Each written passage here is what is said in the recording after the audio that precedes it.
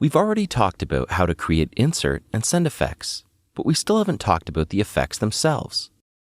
We can't cover all of the effects, as that could be a whole video series on its own, but we'll go through a few of them. Before we talk about specific effects, let's look at a few effect functions. You can see that I have a couple of insert effects on this drum track. Let's say I wanted to change the order of the effects in the chain. I could just change the plugin in each slot by manually clicking and changing each one. But then I would have to reapply all of my presets too. Instead of doing that, I can just drag this first plugin down by clicking in the blank space above the plugin name, dragging, and then releasing the mouse when it's over the slot I want. If I wanted to, I could just move both effects up one slot so that they fill in slots 1 and 2. Since I really don't want to add any more effects, it doesn't matter that there's a blank slot above. You can also move plugins between tracks. Open up the mixer. Make sure that the extended mixer is open and that you're viewing the inserts.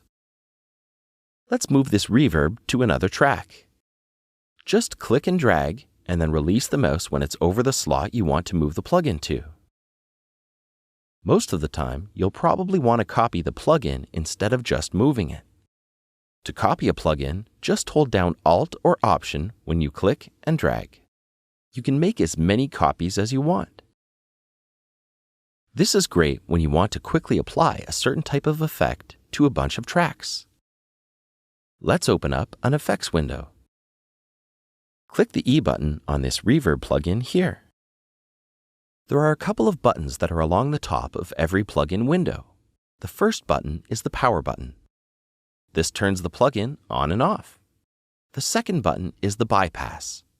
When the plugin is bypassed, it is still powered on, but the audio signal isn't sent through the effect. This is great for seeing if the plugin is having the right effect on your track. Remember, even though the plugin may be bypassed, it can still introduce latency. So if you're recording and something seems odd on what should be a dry channel, you may need to power down this effect. The read and write buttons are for automation. Check out the upcoming chapters in this level on automation to learn more about how to use these buttons. The next field allows you to select an effect preset. Just click here and a pop-up window appears with a list of all of the effects available. You can use the scroll bar here to look through the presets, or if the list is really long, you can click on search results to search by a specific name. Press this button to reset the search. As soon as you click an option, it will be applied to the plugin so you can hear how it sounds.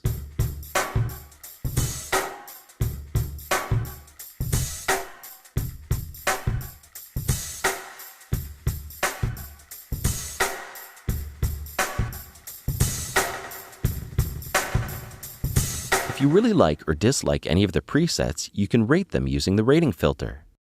Choose anywhere from 1 star to 5 stars out of 5, just like you're a movie critic. You can reset your rating using this button here. We'll discuss the extended filter view that you can show here in the chapter on instruments. Close the window. You can also save and load presets using this button here. If you right-click along the top here, you can select Always on Top, which means that no matter what window you are working in, the plugin window will always be on top.